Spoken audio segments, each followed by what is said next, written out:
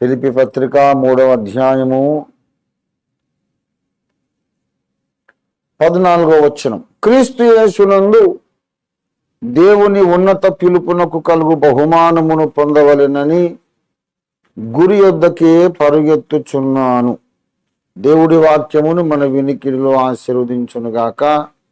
మనం చిన్న మాట ప్రార్థన చేసుకుందాం. ప్రియులారా, ప్రేమ కలిగిన మా మహాపరిశుద్ధ ప్రభువా, జీవాధిపతి అయిన మా మిక్కిలి గొప్ప పరమ తండ్రి, నీకు వందనములు చెల్లిస్తున్నాం.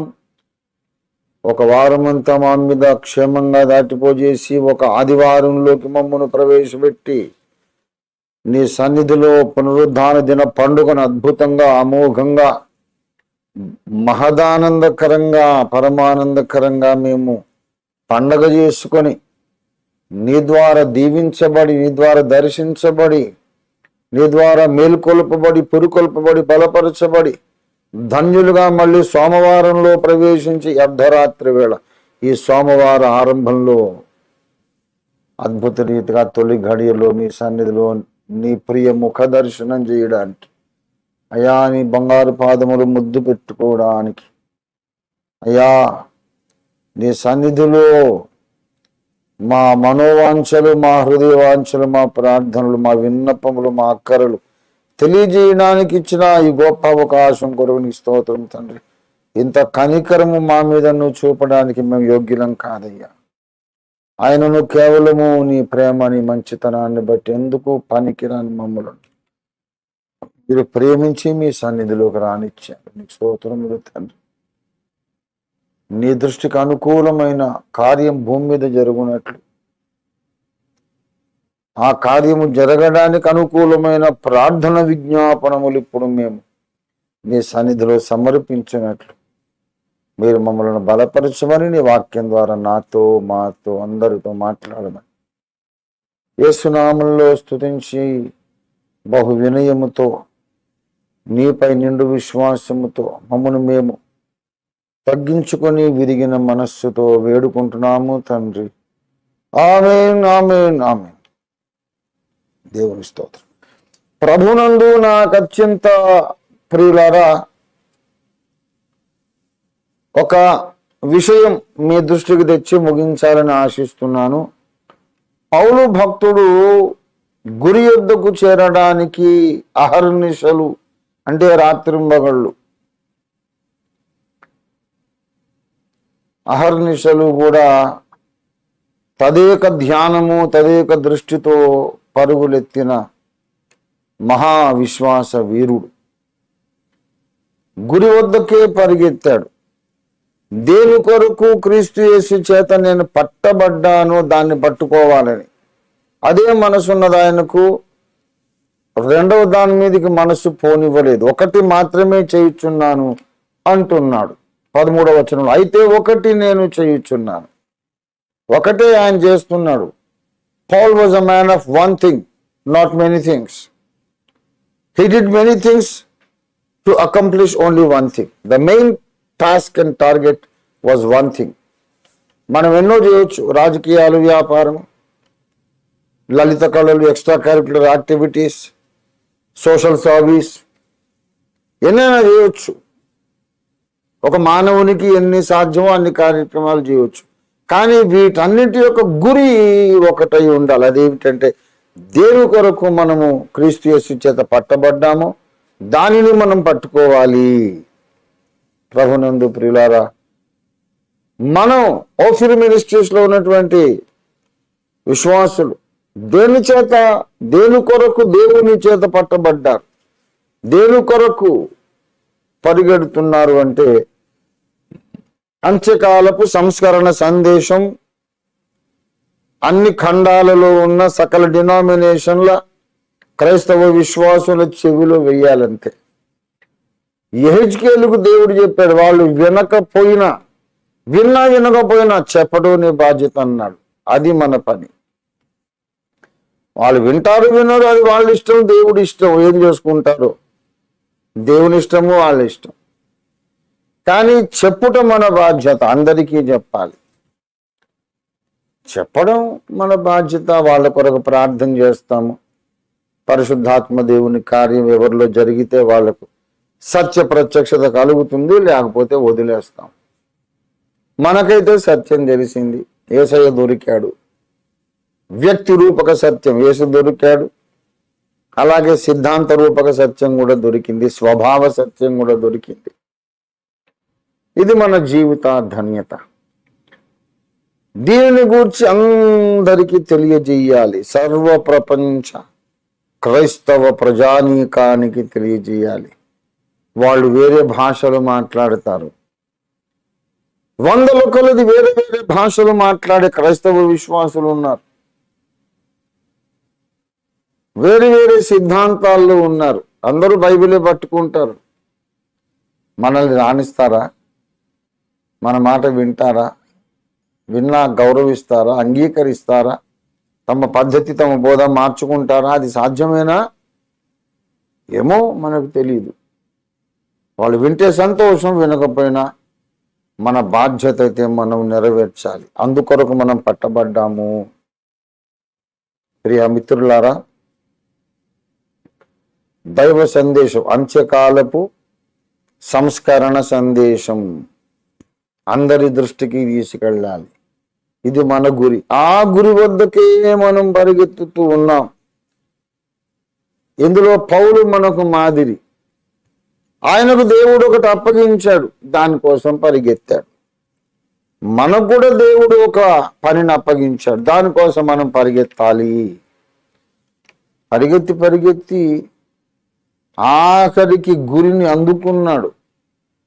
ఆయన చేరవలసిన గమ్యాన్ని చేరాడు. 2వ తిమోతి పత్రిక 4వ అధ్యాయము 7వ వచనములో, నా పరుగును కడముట్టించి తిని, నా పరుగును కడముట్టించి తిని.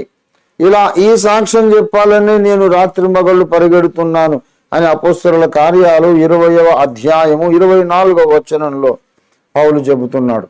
అయితే దేవుని కృపా సువార్తను గూర్చి సాక్ష్యమిచ్చుట యందు నా పరుగును, నేను ప్రభువైన యేసు వలన పొందిన పరిచర్యను తుదముట్టింపవలెనని నా ప్రాణమును కూడా నాకెంత మాత్రము ప్రియమైందిగా ఎంచుకొనుటలేదు. నా ప్రాణమును నాకు ప్రియమైందిగా ఎంచుకొనుటలేదు అంటే ప్రాణాలకు తెగించి ప్రాణము రిస్కులో పెట్టుకొని పరిగెడుతున్నాడు. ఎందుకంటే నా పరుగును తుదముట్టించాలని. అలా రాత్రి మగళ్ళు అన్ని ప్రమాదాలను కూడా ఎదుర్కొంటూ, అన్ని రిస్కులను ఎదుర్కొంటూ తెగిస్తూ పరిగెత్తి తుదకు నా పరుగును కడముట్టించి తినని 2వ తిమోతి 4:7 చెబుతూ ఉన్నాడు. ఇలా గోల్ రీచ్ కావాలి అంటే మనం ఏం చేయాలంటే కొన్ని విషయాలను మనము పట్టించుకోవద్దు. అది ఇవాల్టి ప్రసంగం, ఇవాల్టి సందేశం. అది మనము గురి చేరాలంటే కొన్ని విషయాలను మనము నిర్లక్ష్య పెట్టాలి. ఇంకొక కోణంలో ఇదే స్టేట్మెంట్ చేయాలంటే, సాతాను ఎన్ని విధాలుగా మనలను మన గురిని చేరుకోకుండా అడ్డగించగలుగుతాడు, అడ్డగించ ప్రయత్నం చేస్తాడు అనేది వాటి ధ్యానాంశము. విశ్వాసులు తమ గురిని చేరుకోకుండా మధ్యలోనే విఫలులైపోవడానికి, తమ పరుగును తుదముట్టించకుండా మధ్యలోనే ఓడిపోయి దారి నుండి తొలగిపోవడానికి సాతాను ఎన్ని విధాలుగా వాళ్ళ మీద ఒత్తిడి తీసుకొస్తాడు, ఎన్ని విధాలుగా వాళ్ళ దృష్టిని డిస్ట్రాక్ట్ చేస్తాడు, మళ్ళిస్తాడు అనేది వాటి ధ్యానాంశం. ప్రాముఖ్యంగా నేను 2 సంగతులు చెబుతాను, ఇంకా చాలా ఉన్నాయి అనుకోండి. మొట్టమొదటి విషయం, మన గురి వద్దకు మనము చేరాలి అంటే వెనుకున్న వాటిని మరిచిపోవాలి. ఆ ఫిలిప్పీ పత్రికలోనే ఈ అద్భుతమైన సత్యాన్ని పౌలు భక్తుడు చెబుతున్నాడు 13వ వచనంలో. అయితే ఒకటి చేయుచున్నాను, వెనక ఉన్నవి మరిచి ముందున్న వాటి కొరకై వేగిరపడుచు అన్నాడు. వెనుకున్న వాటిని మరచిపోవాలి. ఊరికే సొలొమోన్ అంటాడు, జరిగిన దానిని మాటి మాటికి ఎత్తువాడు కలహమును రేపును అంటాడు. ఒక వ్యక్తికి మధ్యలో గొడవ అయిందనుకోండి, ఇంకా సమాధానము అనేది కావాలనుకున్నప్పుడు గతాన్ని ఊరికి తోడకూడదు. మళ్ళీ అప్పుడు అలాగన్నావు కదా, మీ తండ్రి ఇలాగన్నాడు, మీ అన్నయ్య ఇలాగన్నాడు అని తవ్వుకుంటే సమాధానం ఎలాగొస్తుంది? గతం అన్నదానికి ఒక కర్టన్ పరదా వేసేసి, ఒక తెర కప్పేసి ఫుల్ స్టాప్ పెట్టేసారు. ఇంకా మళ్ళీ అవి జ్ఞాపకం చేసుకోకూడదు. వెనుకున్నవి మరచి నేను ముందున్న వాటి కొరకు వేగిర పడుతున్నాను అని అపోస్తలుడు ఎందుకన్నాడంటే, నువ్వు ముందున్న వాటి కొరకు వేగిర పడకుండా చేయడానికి సాతాను నీకు ఎప్పుడు వెనుకున్న వాటిని గుర్తు చేస్తూ ఉంటాడు. నువ్వు ముందుకు పరిగెత్తకుండా, నీ గమ్యాన్ని చేరకుండా, నీవు అనుకున్నది సాధించకుండా చేయాలంటే సైతాన్ దగ్గర ఉన్న ఒక తంత్రం ఏంటంటే, ఊరికి నిన్ను వెనక్కి చూపిస్తూ ఉంటాడు. చూడు, ఒకప్పుడు ఏం జరిగింది నీ జీవితంలో, ఒకప్పుడు ఏం జరిగిందని ఊరికే చూపిస్తాడు. నువ్వు మొండికేయాలి. నాకు అనవసరం, అవన్నీ నేను జ్ఞాపకం దలుచుకోలేదు, అవి నాకు అనవసరం, అది ఏమన్నా జరగని, యేసునామంలో నేను మర్చిపోతున్నాను. అరే దుష్టుడా, వాటిని మళ్ళీ నువ్వు నాకు చెప్పొద్దు, జ్ఞాపకానికి తీసుకురావద్దు, గెట్ అవుట్ అని వాడిని గద్దించేసేయాలి. అలాగే మరికొన్ని విషయాలు, మన చుట్టూ ఆవరించిన అవమానములను కూడా మనము మరచిపోవాలి, నిర్లక్ష్య పెట్టాలి. మరచిపోవడం అన్నా నిర్లక్ష్య పెట్టడం అన్నా దాదాపుగా సమానార్థక పదములే, సినానిమ్స్ అన్నమాట. మన ప్రభు అయిన యేసు కొన్నిటిని నిర్లక్ష్య పెట్టాడట. యేసు వైపు చూడుడి అంటే అర్థం ఏంటి? హెబ్రీ పత్రిక 12వ అధ్యాయము 2వ వచనంలో యేసు వైపు చూచుచు మనం ముందుంచబడిన 10 మంది ఓపికతో పరిగెత్తాలి అని చెబుతున్నాడు పౌలు భక్తుడు.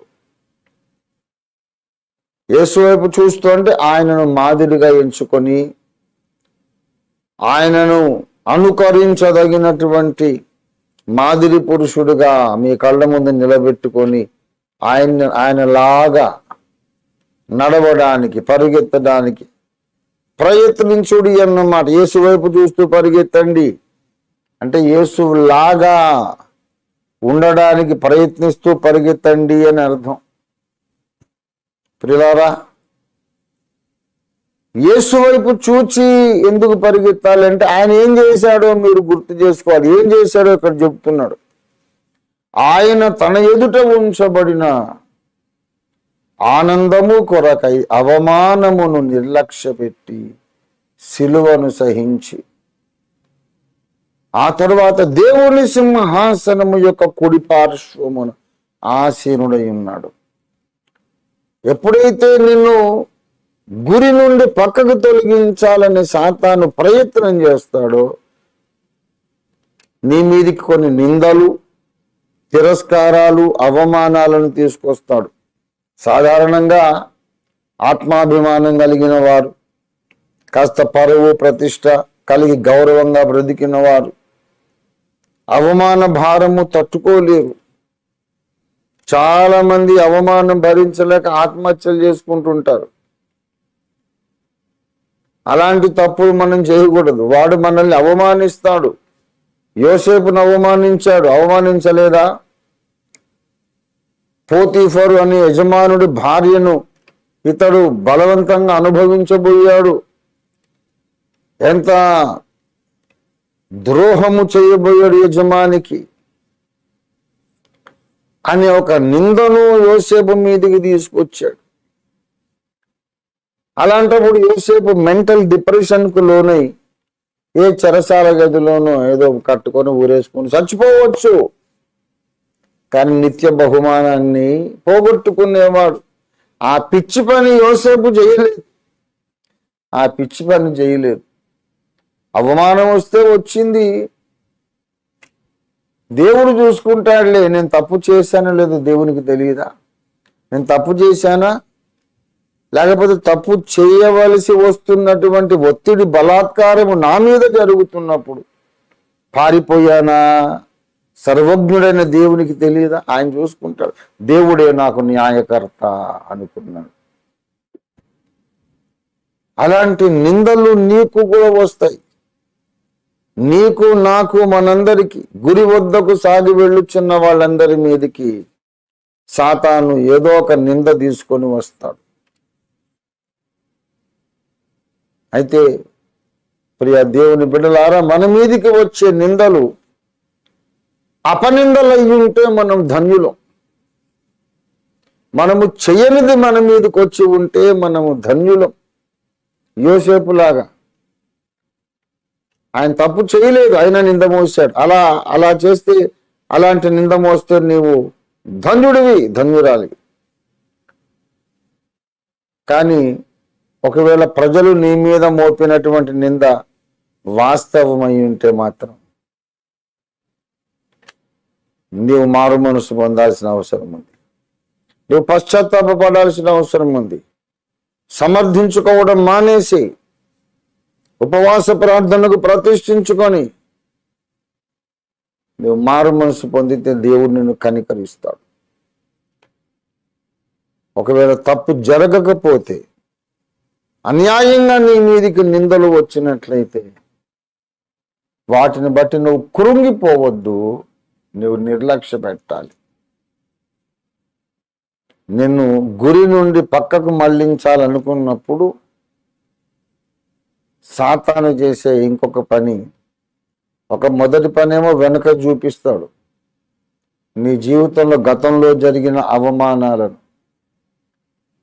ఇంకొక తంత్రం ఏంటంటే, ప్రస్తుతమందే నీ చుట్టూ శత్రువులందరూ మూగి నీ మీద నేరారోపణలు చేసే పరిస్థితి సాతాను కల్పిస్తాడు. దాన్ని కూడా మనం నిర్లక్ష్య పెట్టాలి. మరొక విషయం, నిన్ను సాతాను పాడు చేయాలనుకున్నప్పుడు నువ్వు నీ బహుమానం పొందకుండా, నీ కిరీటం పొందకుండా, నువ్వు ప్రతిష్ఠించుకున్నటువంటి నీ జీవిత ఆశయాన్ని నువ్వు సాధించకుండా, తెగిన గాలిపటం లాగా ఎటో వెళ్ళిపోయేటట్టు నిన్ను దారి మళ్లించాలంటే సాతాను ఏం చేస్తాడంటే, నీకు సంబంధం లేని సంగతుల మీదకి నీ దృష్టి మళ్లిస్తాడు. ఆ ఉచ్చులో చాలా మంది పడిపోతున్నారు. నేను చాలా కాలంగా చెబుతున్నాను ఈ విషయం. తమకు సంబంధము లేనటువంటి విషయాల మీద దృష్టి పెట్టి చాలా మంది పాడైపోతున్నారు. ఏదేదో మాట్లాడతారు. ఎవడో ఎక్కడో ఏదో చేశారని వీడు మాట్లాడతారు. నీకేంట్రా సంబంధం అని అంటే, అలా చేయకూడదు కదంటే ప్రపంచంలో ఎన్నో జరుగుతున్నాయి, అన్నీ మాట్లాడితే వింటు నువ్వు. ఎంత తెలివి తక్కువ పాలసీ అది. ఒక విషయాన్ని తీర్పు తీర్చడానికి మానవులమైన మనకు జ్ఞానము చాలదు కనుకనే తీర్పు తీర్చకండి, అప్పుడు మీకు కూడా తీర్పు తీర్చబడదన్నాడు యేసయ్య. లేఖన విషయాల్లో తీర్పు తీర్చొచ్చు, ఎందుకంటే స్పష్టత రావాలి కనుక. కానీ ఒక మనిషి పర్సనల్ లైఫ్, వ్యక్తిగత జీవితం మీద బుర్ర ఎందుకు చల్లాలి? ఏది తప్పో నీకు తెలియదు. ఏళ్ళ తరబడి నేను ఈ బోధ చేస్తున్నాను. ఒక వ్యక్తిని వ్యక్తిగత విషయాలలో విమర్శించడం నీకు తగదు. అది నీకు సంబంధం లేని విషయం. దావీదు భక్తుడు ప్రార్థన చేశాడు కదా, వ్యర్థమైన వాటిని చూడకుండా నా కన్నులను త్రిప్పివేయుము అని దేవుణ్ణి ప్రార్థన చేశాడు. 119వ కీర్తన 37వ వచనం, 119వ కీర్తన 37వ వచనం.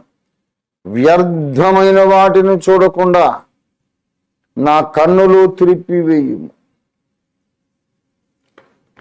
వ్యర్థమైన వాటిని చూపిస్తాడు సాతాను. నీకు అవసరం లేనివి, పనికి మాలిన సంగతులు, అది నిజమైనా నీకు నష్టం లేదు, అది అబద్ధమైనా నీకు లాభం లేదు, నీకు సంబంధం లేని విషయం. అయినా అది మాట్లాడి దాని మీదనే దృష్టి పెట్టి గంటలు, రోజులు, నెలలు, సంవత్సరాలు నీకు సంబంధం లేని సంగతుల మీద దృష్టి పెట్టావంటే ఆల్రెడీ సైతాను ఉచ్చులో నువ్వు చిక్కుకుపోయావన్నమాట. నీ పతనం సంపూర్ణం అయిపోయిందన్నమాట.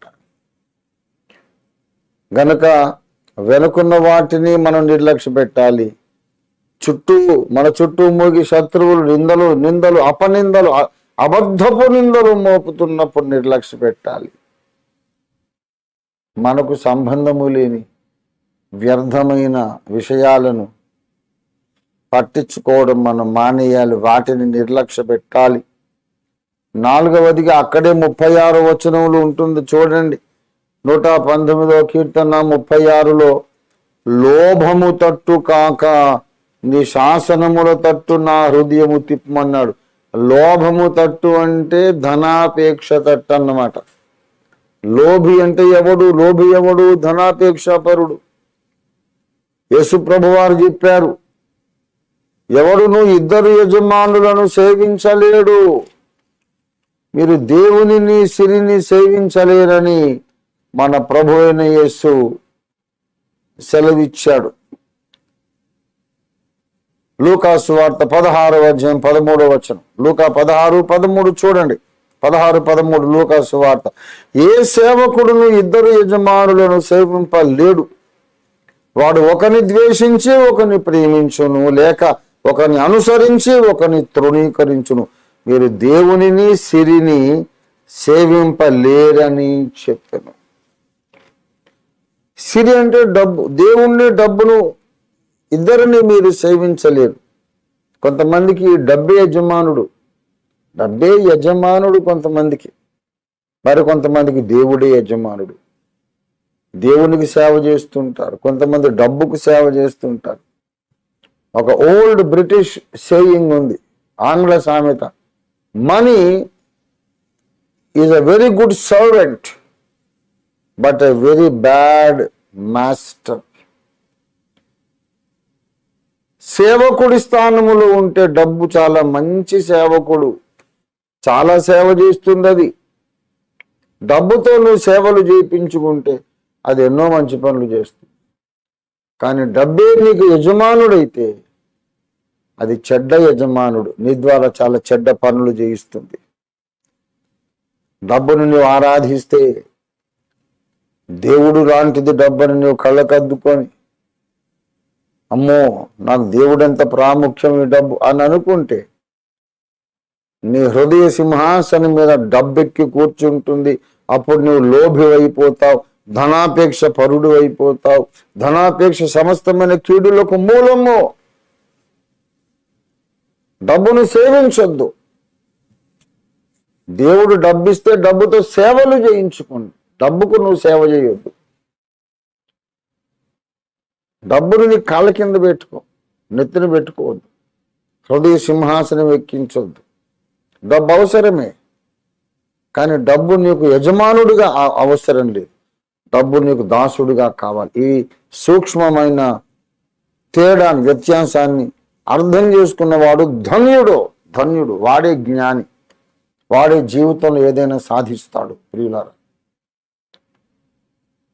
డబ్బు ఆశతో చాలా మంది దారి తొలగిపోయినారు. చాలా విషయాలు ఉన్నాయని చెప్పాను నేను. దైవజనుడు, భక్తుడు, దేవుని సేవలో ప్రతిష్ఠితుడు, ఉన్నతమైన విలువలు, ఉన్నతమైనటువంటి గమ్యము, ఉన్నతమైన ఆశయము, ఉన్నతమైనటువంటి ఆలోచన, ఉన్నతమైనటువంటి ఒక టార్గెట్, సాధించదలుచుకున్న ఘనకార్యం ఒకటి, ఉన్నతమైన ఘనకార్యాన్ని సాధించాలని ఆశ కలిగి పరుగు మొదలుపెట్టినటువంటి దైవజనుడు, విశ్వాసి, ఎందుకు సాధించలేకపోతాడు? ఇది ప్రశ్న. దేని వలన భక్తుడు తన జీవిత గమ్యాన్ని చేరలేకపోతాడు?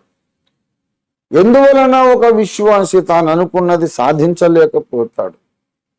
ఏ పొరపాట్ల వలన ఒక విశ్వాసి, ఒక భక్తుడు, భక్తురాలు తాను చేరాలనుకున్న గమ్యం చేరకుండా దారి తప్పిపోతారు? ఏ పొరపాటు చేసినందువలన విశ్వాసులకు ఓడ సముద్ర మధ్యంలో బద్దలైపోతుంది? Shipwrecks of faith. వాళ్ళు సముద్ర మధ్యములో ఓడ బద్దలైపోయిన వారి వలె ఉన్నారు. ప్రియ మిత్రులారా, 1 తిమోతి పత్రిక 1వ అధ్యాయం 19వ వచనం. అట్టి మనస్సాక్షిని కొందరు త్రోసివేసి విశ్వాస విషయమైన ఓడ బద్దలైపోయిన వారి వలె చెడి ఉన్నారు.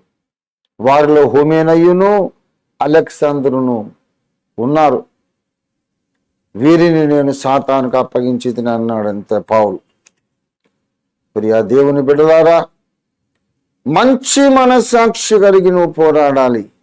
అట్టి మనస్సాక్షిని త్రోసివేసినందుకు కొంతమంది ఓడ బద్దలైపోయింది.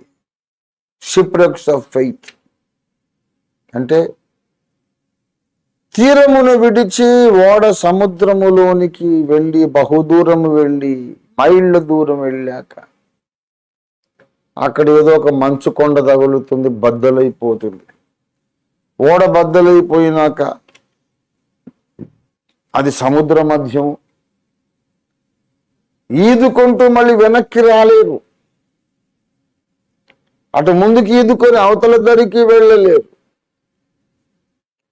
సముద్ర మధ్యంలో ఓడ బద్దలైపోతే దిక్కుతోచకుండా ఎలా ఉంటారో అలాంటి వాళ్ళు విశ్వాస విషయములో ఓడ బద్దలైపోయిన వారి వలె కొందరు ఉంటారు. ఎందుకంటే మంచి మనస్సాక్షిని త్రోసివేసి. ఇది 5వ విషయం. 5 సంగతులు చెప్పా. చాలా విషయాలు ఉన్నాయని చెప్పాను నేను. మొట్టమొదటిది, వెనుకున్న వాటిని ఊరిక చూసుకుంటా ఉంటే ముందుకు వెళ్ళలేవు. చుట్టూ మూగి 10 మంది వేసే నిందలు, తిరస్కారాలు, అవహేళనలు, అవమానాలను నిర్లక్ష్య పెట్టకపోతే నువ్వు ముందుకెళ్ళలేవు. 3వదిగా, నీకు పట్టని సంగతులను అనవసరంగా పట్టించుకుంటుంటే నువ్వు ముందుకెళ్ళలేవు. ఈ కారణం చేత అనేక మంది అయిపోయారు, పాడైపోయారు. Irrecoverably they are ruined in their spiritual life. 4వది, లోభము చేత, ధనాపేక్ష చేత దేవుని సేవ అనే స్థితి నుండి డబ్బు సేవ అనే స్థితిలో వెళ్ళిపోయారు. సమాజం వాళ్ళని ఇంకా దేవుని సేవకులు గుర్తిస్తుంది, వాళ్ళకి తెలియదు. వీడు మాత్రం దేవుని ఎదుట ఆ స్థానమును, హోదాను,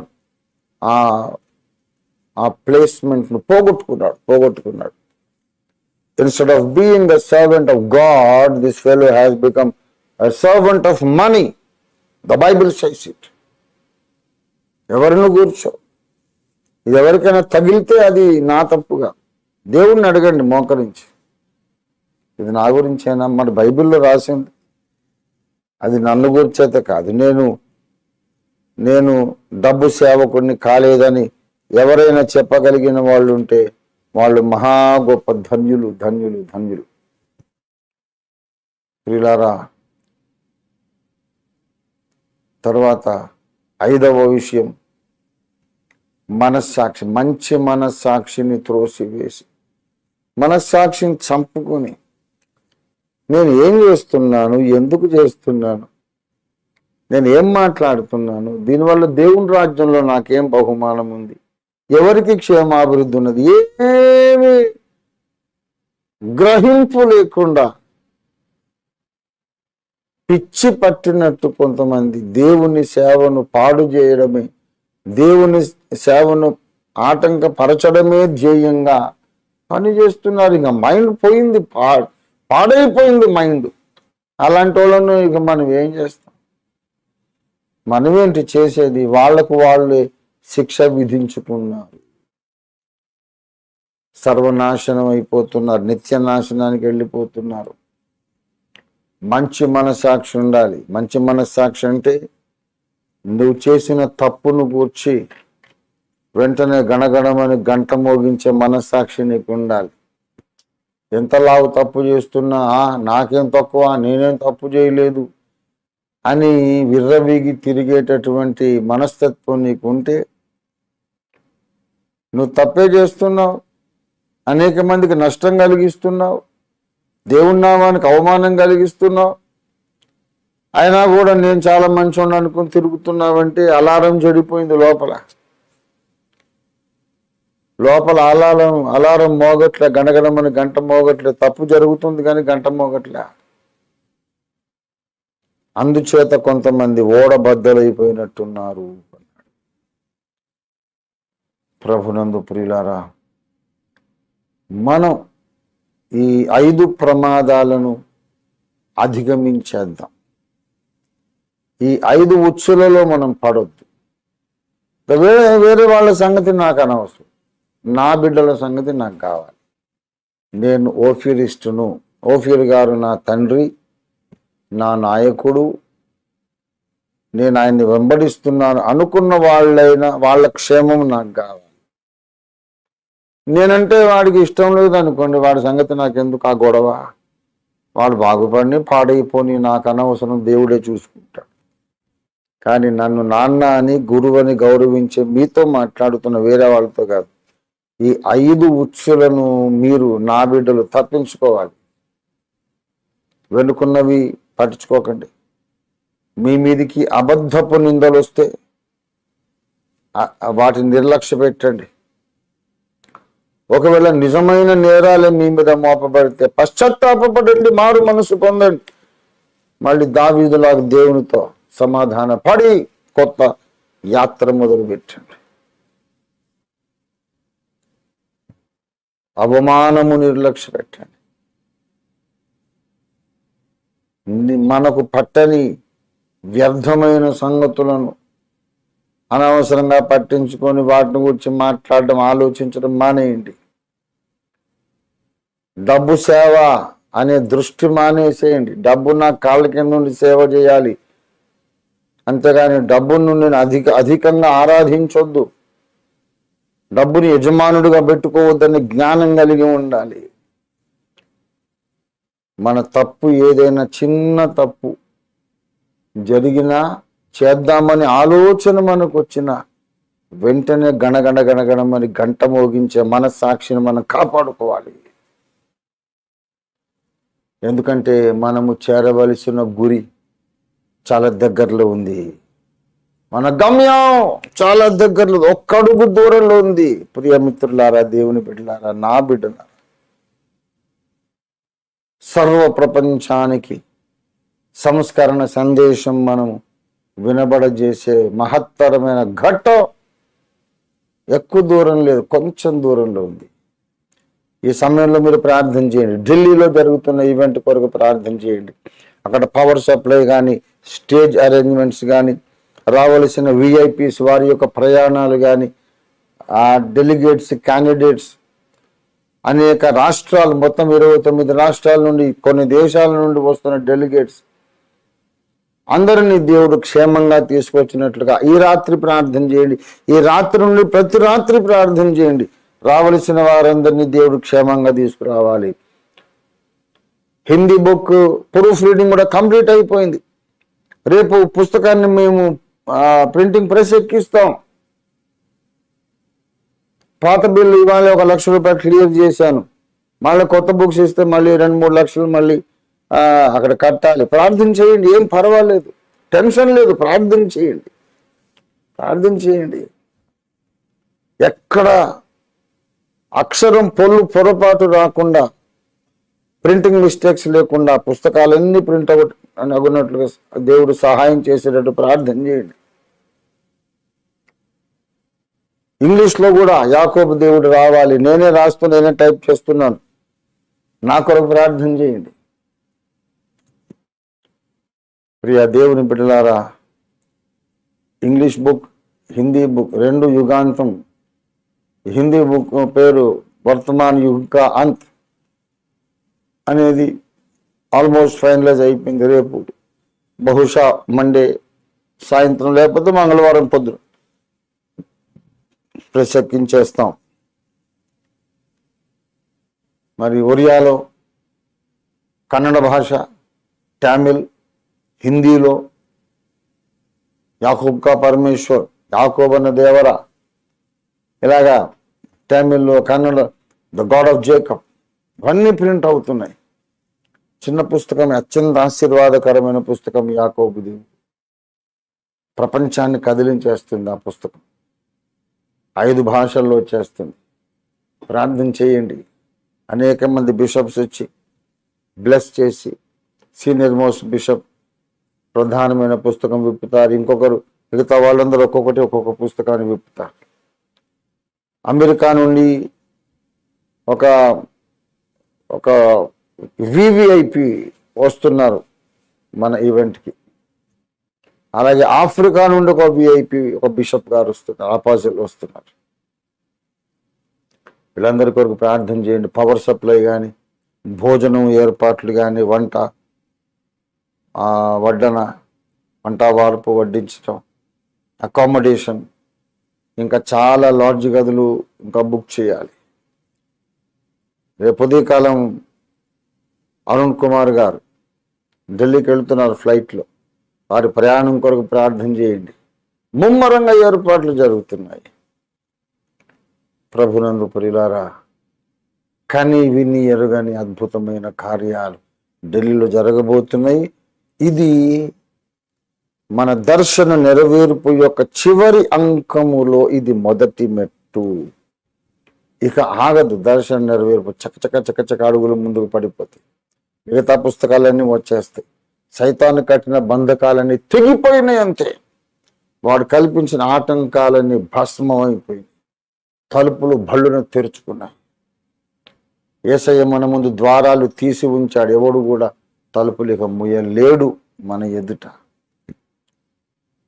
ఈ పరిస్థితిలో సాతాను ఎన్నో రకాలుగా మన మీద దాడి చేసే ప్రయత్నం చేస్తూ ఉంటాడు. వాడిని మనం ఏం చేయాలంటే యేసునామంలో బంధించేసేయాలి. మన విరోధంగా పనిచేస్తున్న చీకటి శక్తులను బంధించేద్దాం. దర్శన నెరవేర్పు కొరకు మనం ప్రార్థన చేద్దాం. ఢిల్లీ ఈవెంట్ మనకు కీలకమైన ఘట్టం. అందులో ఇన్వాల్వ్ అయిన outreach team, organising team అందరినీ యేసు రక్తపు ప్రోక్షణలో మనం కప్పుకుందాం, కాపాడుకుందాం. అందరి ఆరోగ్యాలను దేవుడు కాపాడాలి. రాకపోకల్లో దేవుడు వారిని కాపాడాలి. అందరి కుటుంబములను కాపాడాలి. ప్రతి ఒక్కరిని ఆత్మవశులుగా చేసి కార్యాన్ని దేవుడు సఫలం చేయాలి. మనము మన గోల్ రీచ్ కావాలంటే ఎన్నింటినో నిర్లక్ష్య పెట్టాలి. In short, that is the message tonight. ఎన్నిటినో నిర్లక్ష్య పెడితే తప్ప గమ్యం చేరలేం. నేనైతే కమిట్ అయ్యాను. నాకు గమ్యమే ముఖ్యం, ఇంకా ఏది ముఖ్యం కాదు. కుటుంబం ముఖ్యం కాదు, నా ఆరోగ్యం ముఖ్యం కాదు, ప్రజలు నన్ను పొగడాలి అనేది నాకు ముఖ్యం కాదు. ప్రజలు నన్ను తిట్టొచ్చు, అవమానించవచ్చు, నాకు ఇంకేమీ లేకపోవచ్చు, అవమానాలు రావచ్చు. I simply don't care at all. అన్ని నిర్లక్ష్య పెడతాను, గురిని మాత్రం నిర్లక్ష్య పెట్టను.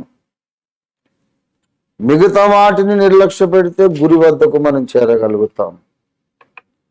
వీటన్నిటిని లక్ష్య పెడితే గురిని మనం నిర్లక్ష్య పెట్టాల్సి వస్తుంది. అది ఈ సందేశంలో ఉన్నటువంటి సారాంశం. గురిని మాత్రమే పట్టించుకుంటే మిగతా అన్నిటిని నిర్లక్ష్య పెట్టాలి. అన్నిటిని పట్టించుకుంటేనేమో గురిని నీవు నిర్లక్ష్య పెట్టాల్సి వస్తుంది. గురి మాత్రమే నాకు ముఖ్యం అనే జ్ఞాన హృదయం ఓఫీరిస్టులందరికీ రావాలని మనం ప్రార్థన చేసుకుందాం. దర్శన నెరవేర్పు కొరకు చిత్తశుద్ధితో పని చేయడానికి మరోసారి పునరంకితం అవుదాం. నేను చాలా ఆనందంగా ఉన్నాను. ఇవాళ దర్శన నెరవేర్పుకు చాలా దగ్గరకు వచ్చేసాము కనుక మనం ఇదే పట్టుదలతో, ఇదే పోరాటం, ఇదే సహకారం, ఇదే ప్రార్థన భారముతో మనం కొనసాగుతాం. అందరూ ప్రార్థన చేయండి. ప్రార్థన చేస్తున్న వాళ్ళే మళ్ళీ చేస్తున్నారు. అలా కాకుండా ఇప్పటిదాకా నేను ప్రార్థన చేయలేదు, ఇవాళ నేను చేస్తాను అనుకున్న వాళ్ళు ముందు హ్యాండ్ రైజ్ చేయండి. ఎప్పుడూ ఒకరే నలుగురు ఐదుగురు ఎందుకు ప్రార్థన చేయాలి? మీరు చేయండి, మిగతా వాళ్ళు చేయండి. కొంతమంది వాక్యం విని వెళ్ళిపోతున్నారు, ఒక 30-35 మంది ఉంటున్నారు. సరే, వాళ్ళైనా చేయండి. అందరూ ప్రార్థన చేయండి. త్వరలోనే నేను ఒక మెగా ప్రేయర్ క్యాంప్ మళ్ళీ నేను ఆర్గనైజ్ చేయబోతున్నాను. Mega prayer camp. Whole day will fast and pray. ప్రార్థనలోనే మనం అన్ని యుద్ధాలు జయించాలి. ప్రార్థనలోనే మన శత్రువులందరినీ జయించాలి.